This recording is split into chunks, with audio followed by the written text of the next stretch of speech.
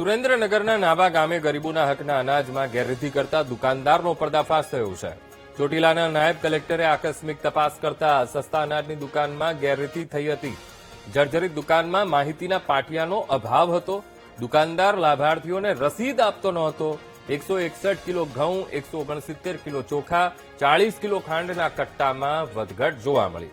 તો દુકાન સંચાલક સામે નાયબ કલેક્ટરે કાર્યવાહી કરી છે.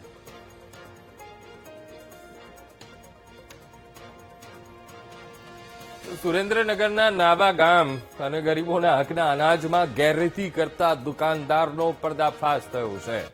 ચોટીલાના નાયબ કલેક્ટરે આકસ્મિક તપાસ કરી હતી અને તપાસ કરતા સસ્તા અનાજની દુકાનમાં આ ગેરરીતિ પકડાઈ. જર્જરિત દુકાન, માહિતીના પાટિયાનો પણ અભાવ હતો. ખૂબ દયનીય હાલતમાં એ દુકાન હતી અને ત્યાં આ તપાસ કરવામાં આવી. ફરિયાદ મળી હતી. આજનું તે સંવાદદાતા પરેશ ઓનલાઈન પર. પરેશ, નાવા ગામ અને ગરીબોના હકના અનાજમાં ગેરરીતિ કરતા દુકાનદારનો પર્દાફાશ થયો છે. શું કાર્યવાહી થઈ?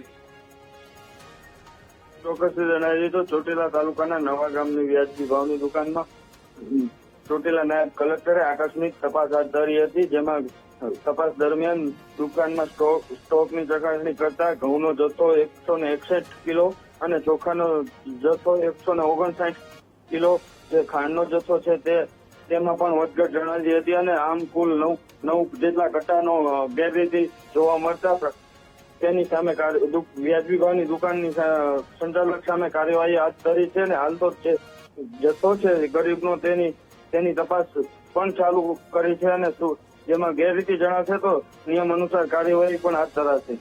બિલકુલ પરેશ, સમગ્ર માહિતી સાથે જોડાવા બદલ આપનો આભાર.